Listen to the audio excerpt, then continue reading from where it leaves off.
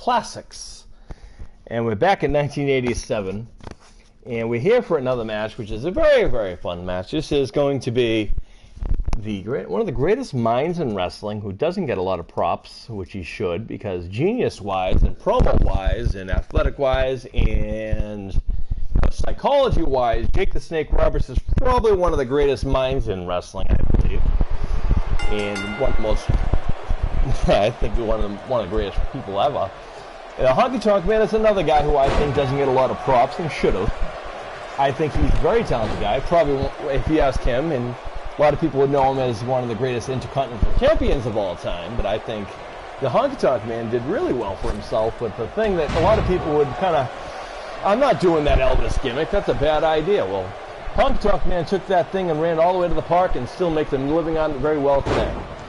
And he didn't even have to live off the name of his cousin, well-known wrestler at that time. Of course, back here, I believe his cousin was still running his own company down in Memphis.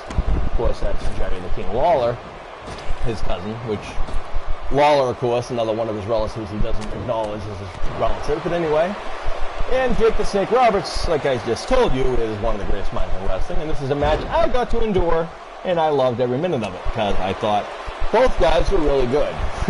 All honesty, I actually more enjoyed this match than the main event, if you want to know the truth. But, by the way, this is 1987. This is a house show, like I said. So, our main event is up right after this match. That's how it worked back then. But, yeah, so this is the match before the main event, as Jake Roberts is taking it to the Honky Tonk Man, who they did have a good feud for a while back then. And the Colonel, you see, as Jimmy Hart, as Honky Tonk like to refer to Jimmy Hart, rather than the Mouth of the South, which everyone else called him, as Jake Roberts is taken to the Honky Tonk Man. Of course, Jake Roberts, the master of DDT, the originator of the DDT, Jake Roberts, and then, of course, the Honky Tonk Man. A lot of people had to worry about the shake, rattle, and roll that he had, which to this day I don't understand really how that worked. Nice of Jimmy Hart to help up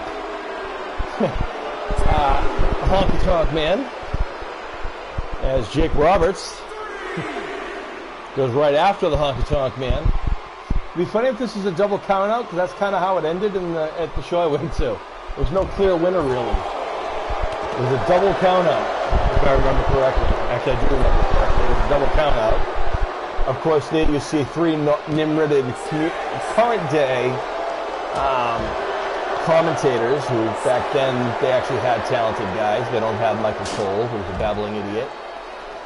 The other two guys, you know, whatever, maybe they'll grow someday, but to me, I'll always relish the old Bobby Heenan, Gorilla Monsoon, Lord Alfred Hayes, Sean Mooney.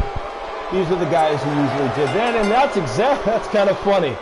That's wicked funny. This is how it ended in the show, on the show I went to, and this is exactly how it ended right now. I wonder if they know what happened back in 1987. Anyway, folks, get ready for our main event, because that's coming up. I tell you, if the main event ends up in a disqualification, which there's no disqualification, then we'll know something's up. All right, folks, stick around.